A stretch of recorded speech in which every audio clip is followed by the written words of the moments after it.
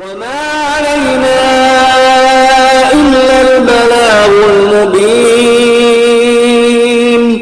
ہماری ذمہ داری تو بس صاف صاف پیغام پہنچا دینا ہے۔ صدق اللہ العلی العظیم۔ معزز سامعین کرام، السلام علیکم ورحمۃ اللہ وبرکاتہ۔ آپ کے پسندیدہ علمی و ثقافتی چینل سچا پیغام کے دینی تعلیماتی پروگرام میں آپ کا استقبال ہے۔ آج کی مجلس میں ہم ایسی نوافل کے متعلق عرض کریں گے جن کو عام طور پر نظر انداز کر دیا جاتا ہے۔ سامعین کرام، جیسا کہ پچھلی مجلس میں عرض کیا گیا تھا کہ ڈیوٹی کرنے پر تو صرف تنخواہ ملتی ہے، لیکن جب زائد ڈیوٹی کی جاتی ہے تو تنخواہ کے ساتھ انعام بھی ملتا ہے۔ یہ ایک سچی حقیقت ہے جس کو ہم صرف دنیاویات میں نہیں بلکہ دینیات میں بھی دیکھتے ہیں۔ سورہ علق کی آخری آیت کریمہ میں اللہ تبارک و تعالیٰ فرماتے ہیں وَاسْجُدْ وَاقْتَرِبْ، سجدے کرتے جاؤ اور اپنے رب سے قریب ہوتے جاؤ۔ مطلب صاف ہے، اگر اللہ کی قربت اور نزدیکی حاصل کرنا چاہتے ہو تو زیادہ سے زیادہ نمازیں پڑھا کرو۔ ایک صحیح حدیث قدسی میں آیا ہے کہ نفلی عبادتیں اللہ تعالیٰ کی محبت اور اس سے حد درجہ قربت کا بہترین ذریعہ ہیں۔ چنانچہ نبی کریم صلی اللہ علیہ وسلم روایت فرماتے ہیں یقول اللہ عز وجل ما تقرب الی عبدی باداء مثل ما افترضت به علیہ ولا يزال العبد يتقرب الی بالنوافل حتى احبه فاذا احببته كنت سمعه الذي يسمع به وبصره الذي يبصر به ويده التي يبطش بها ورجله التي يمشي بها ولئن سألني لأعطينه وَلَئِنِ اسْتَعَاذَنِي لَأُعِيذَنَّهُ۔ اللہ تعالیٰ فرماتے ہیں کہ میرے بندے کے لیے میری قربت حاصل کرنے کی خاطر اس سے زیادہ اچھا طریقہ اور کیا ہو سکتا ہے کہ وہ فرائض کو ادا کرے۔ اس کے بعد یہی بندہ اگر مسلسل نفلی عبادتوں کے وسیلے سے میری قربت تلاش کرتا رہے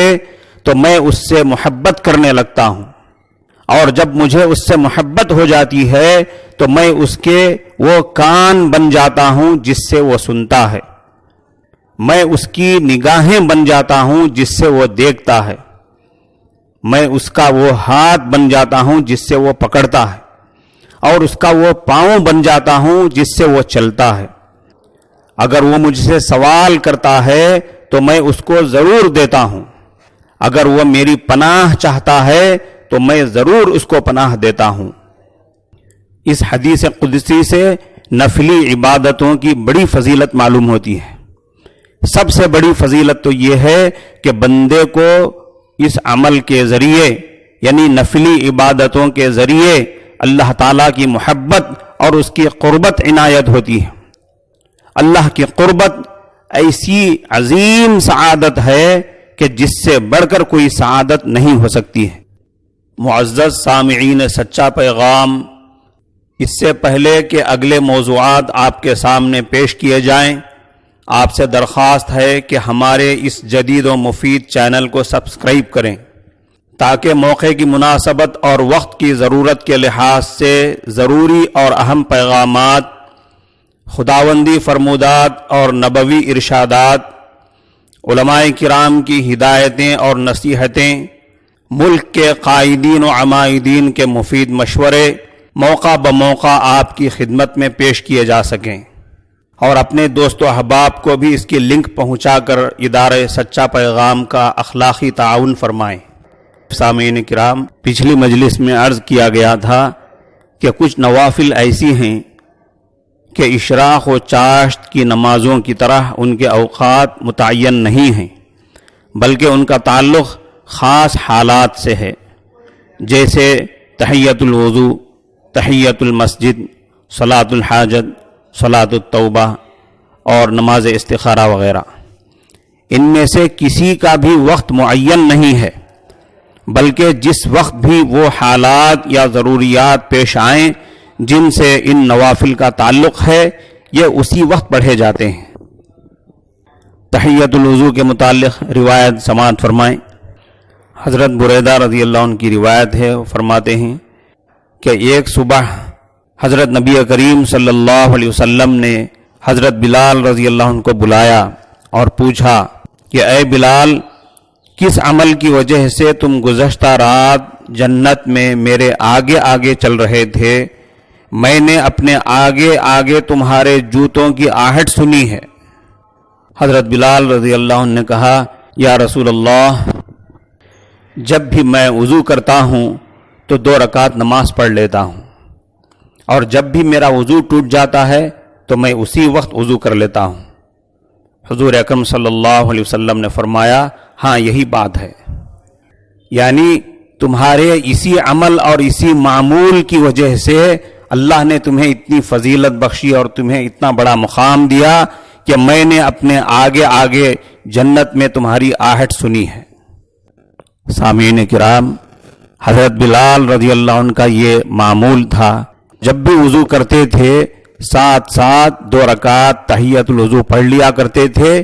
جس کی وجہ سے اللہ تبارک و تعالیٰ نے انہیں وہ فضیلت بخشی جو ہم نے ابھی سنی ہے۔ اگر ہم بھی حضرت بلال رضی اللہ عنہ کا معمول بنائیں اور اس کا اہتمام کریں کہ وضو کے ساتھ ساتھ 2 رکعت نماز پڑھ لیا کریں اگر مکروہ وقت نہ ہو، تو کیا اللہ ہمیں بھی کچھ دیں گے یا نہیں؟ کیا یہ صرف حضرت بلال رضی اللہ عنہ کی خصوصیت تھی؟ آگے تحیت المسجد کے متعلق سنیے۔ مسجد کو اللہ تبارک و تعالیٰ نے ایک خاص نسبت دی ہے، اور اسی نسبت سے اس کو خانہ خدا کہا جاتا ہے، عام الفاظ میں اللہ کا گھر کہا جاتا ہے۔ اس لیے اس کے حقوق اور اس میں داخلے کے آداب میں سے یہ بھی ہے کہ وہاں جا کر بیٹھنے سے پہلے 2 رکعت نماز ادا کی جائے۔ یہ گویا بارگاہ خداوندی کی سلامی ہے،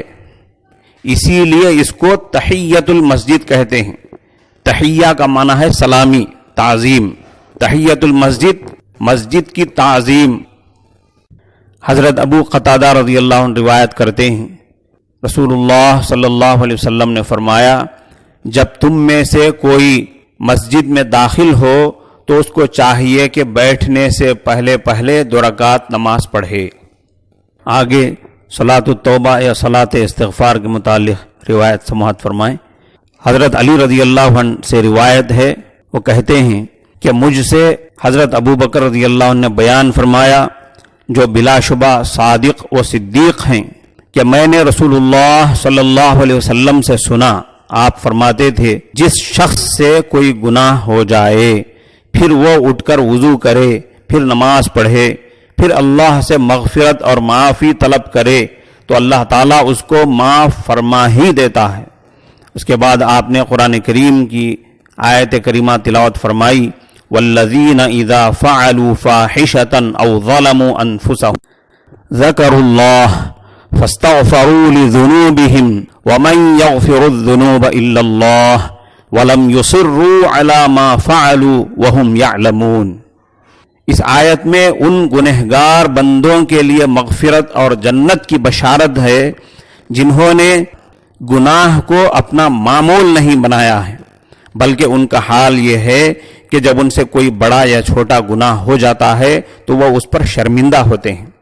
اور اللہ تعالیٰ کی طرف متوجہ ہو کر اس سے مغفرت اور معافی کے خواستگار ہو جاتے ہیں۔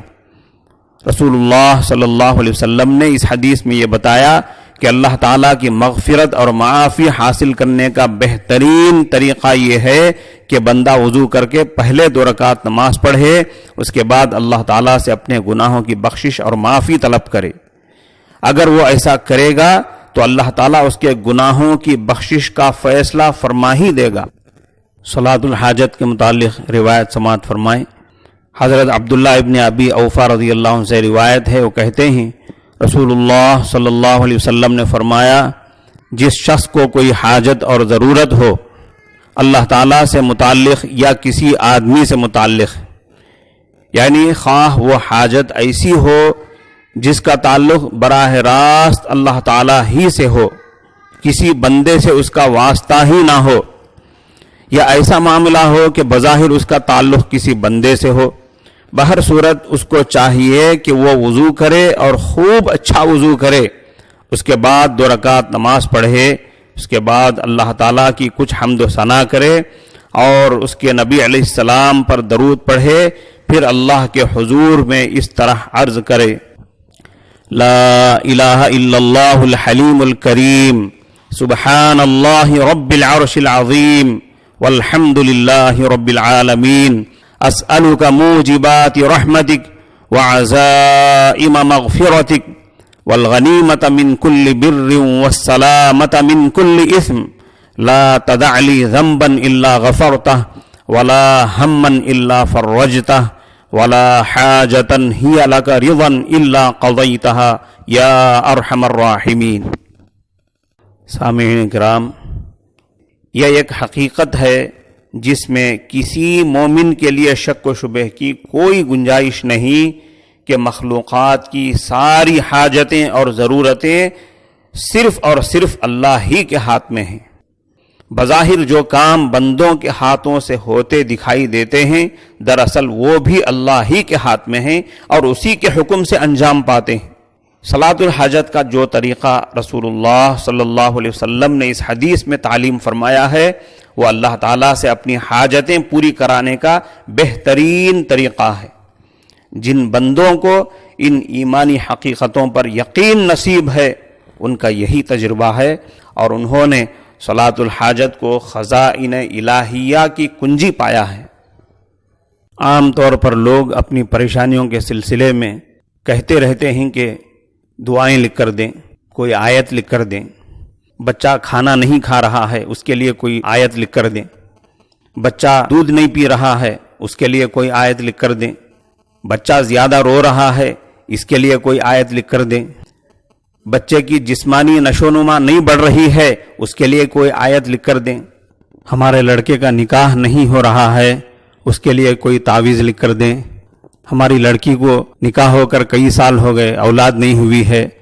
کوئی کہتا ہے کہ مجھے نوکری نہیں مل رہی ہے، کوئی آیت لکھ کر دیں، کوئی تعویذ لکھ کر دیں، کوئی کہتا ہے کہ مجھے ویزا نہیں آ رہی ہے، کوئی کہتا ہے ہماری تجارت میں برکت نہیں ہے، کوئی دعا لکھ کر دیں یا کوئی آیت لکھ کر دیں، کوئی کہتا ہے گھر میں برکت نہیں ہے،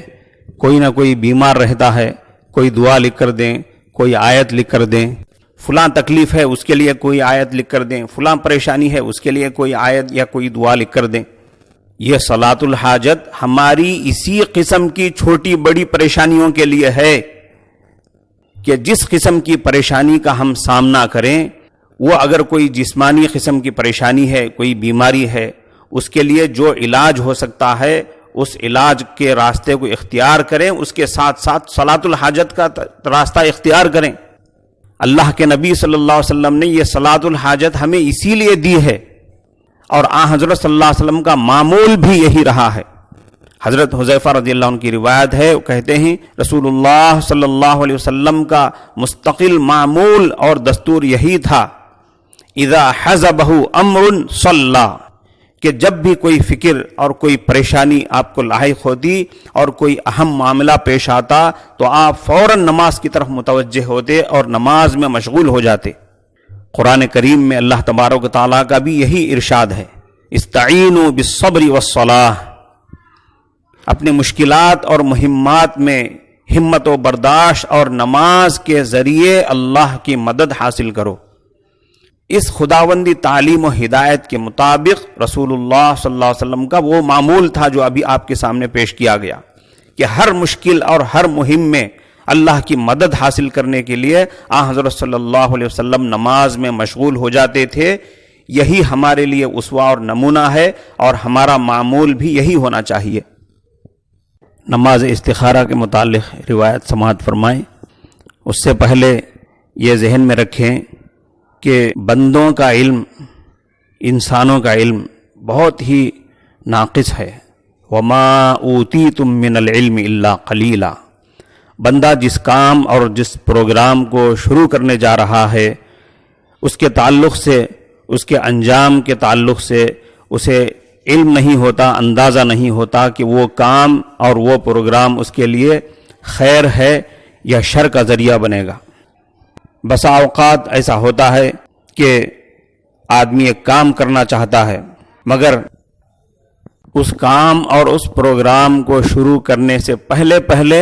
اللہ سے اس کے تعلق سے رہنمائی حاصل کرنا چاہتا ہے۔ حضرت نبی کریم صلی اللہ علیہ وسلم نے اس کے لیے صلاۃ استخارہ کی تعلیم فرمائی ہے اور بتایا کہ جب کوئی خاص اور اہم کام درپیش ہو تو 2 رکعت نماز پڑھ کے اللہ سے رہنمائی اور توفیق خیر کی دعا کر لیا کرو۔ حضرت جابر رضی اللہ عنہ سے روایت ہے، وہ کہتے ہیں رسول اللہ صلی اللہ علیہ وسلم ہم کو اپنے معاملات میں استخارہ کرنے کا طریقہ اسی اہتمام سے سکھاتے تھے جس اہتمام سے قرآن مجید کی سورتیں تعلیم فرماتے تھے۔ آپ ہمیں بتاتے تھے کہ جب تم میں سے کوئی شخص کسی کام کا ارادہ کرے اور اس کے انجام کے بارے میں فکر مند ہو تو اس کو اس طرح استخارہ کرنا چاہیے کہ پہلے وہ 2 رکعت نفل نماز پڑھے، اس کے بعد اللہ کے حضور میں اس طرح عرض کرے، یعنی استخارہ کی دعا پڑھے، اللہم انی استخیرک بعلمک واستقدرک بقدرتک واسألک من فضلک العظیم فإنک تقدر ولا اقدر وتعلم ولا اعلم وانت علام الغیوب اللہم ان کنت تعلم ان هذا الامر خیر لی فی دینی ومعاشی وعاقبت امری فاقدره لی ویسره لی ثم بارک لی فیہ وَإِن كُنْتَ تَعْلَمُ أَنَّ هَذَا الْأَمْرَ شَرٌّ لِّي فِي دِينِي وَمَعَاشِي وَعَاقِبَةِ أَمْرِي فَاصْرِفْهُ عَنِّي وَاصْرِفْنِي عَنْهُ وَاقْدِرْ لِيَ الْخَيْرَ حَيْثُ كَانَ ثُمَّ أَرْضِنِي بِهِ۔ راوی کا بیان ہے کہ رسول اللہ صلی اللہ علیہ وسلم نے یہ بھی فرمایا کہ جس کام کے بارے میں استخارہ کرنے کی ضرورت ہو، استخارہ کی دعا کرتے ہوئے صراحتاً اس کا ذکر کرے، اس کام کا نام لے جس کام کے متعلق وہ اللہ سے خیر طلب کر رہا ہے، مشورہ طلب کر رہا ہے، اس کے تعلق سے اسے رہنمائی کیسے ملے گی اس کی کوئی وضاحت نہیں ہے، لیکن اللہ کے بندوں کا یہ تجربہ ہے کہ یہ رہنمائی بسا اوقات خواب وغیرہ میں کسی غیبی اشارے کے ذریعے بھی ہو جاتی ہے، اور کبھی ایسا بھی ہوتا ہے کہ خود بخود اس کام کے کرنے کا جذبہ اور داعیہ دل میں بڑھ جاتا ہے اگر وہ کام خیر کا ہوتا ہے، یا اس کام کے انجام میں اس کے لیے کوئی شر ہے تو اس کی طرف سے دل بالکل ہٹ جاتا ہے۔ ایسی صورت میں ان دونوں کیفیتوں کو اللہ کی طرف سے استخارہ کا نتیجہ سمجھنا چاہیے۔ اگر استخارہ کے بعد پریشانی کی کیفیت باقی رہے، کسی جانب دل مطمئن نہ ہو، تو استخارہ بار بار کیا جائے، اور جب تک کسی طرف رجحان نہ ہو جائے آدمی آگے کام کو شروع نہ کرے۔ بہرحال یہ صلاۃ استغفار یا صلاۃ التوبہ، صلاۃ الحاجت اور صلاۃ استخارہ، اس طرح کی نمازیں اللہ کی عظیم نعمتیں ہیں جو اس امت کو رسول اللہ صلی اللہ علیہ وسلم کے ذریعے ملی ہیں۔ اللہ تعالی ہم کو ان سے فائدہ اٹھانے کی توفیق دے۔ سامعین کرام، دینی مسائل کے موضوع کے تحت مرحوم کی سگی بہنوں کے ترکے سے متعلق مسائل سماعت فرمائیں۔ مرحوم کی حقیقی بہنوں کو ترکہ ملنے کی 5 صورتیں ہیں۔ پہلی صورت یا بہنوں کو ترکہ ملنے کی شرط یہ ہے کہ مرحوم کے وارثوں میں مرحوم کے بیٹے یا پوتے یا باپ یا دادا کوئی بھی موجود ہوں تو سگی بہنوں کو ترکے میں حق نہیں ہے۔ اس شرط کے ساتھ اگر مرحوم کی ایک بہن ہے تو اس کو آدھا ترکہ ملے گا، بشرطے کہ اس کے ساتھ بھائی نہ ہو۔ یہ دوسری صورت ہے۔ تیسری صورت ہے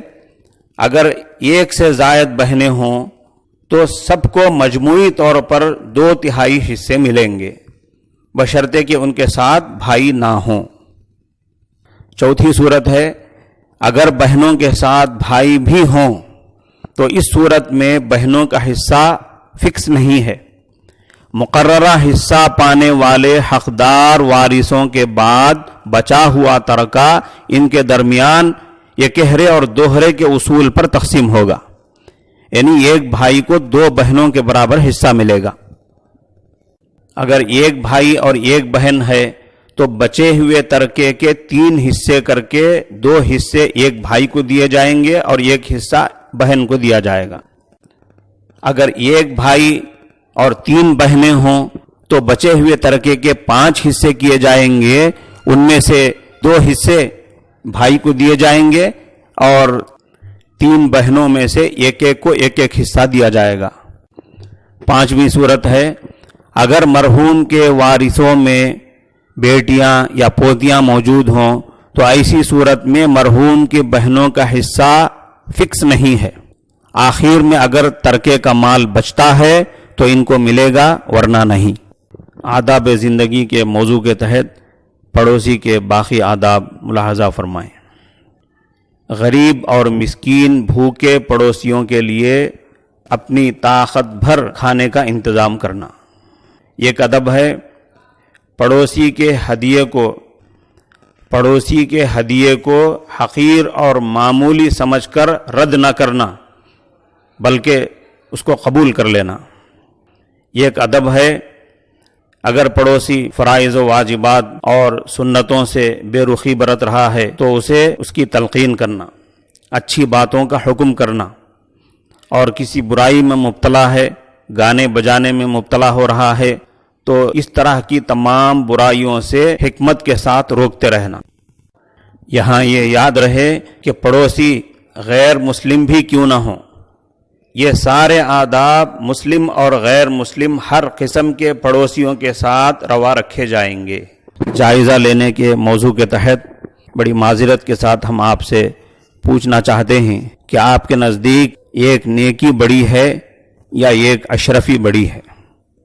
آپ نیکی کمانے میں زیادہ وقت لگاتے ہیں یا اشرفی کمانے میں؟ کمنٹ باکس میں آپ اس کا جواب لکھیں گے۔ آخر میں ایک دعا پڑھیے۔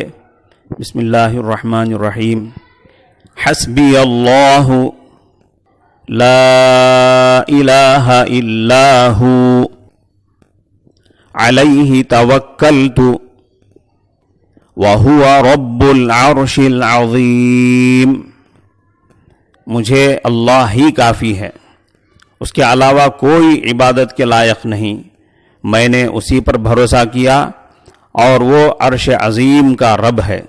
صبح شام اس کو 7 مرتبہ پڑھتے رہیں۔ محترم حضرات، موجودہ زہریلی وبا کی اس سنگین صورتحال میں جبکہ نئے علاقوں میں اس وائرس سے متاثر ہو کر بیمار ہونے کے واقعات پیش آ رہے ہیں،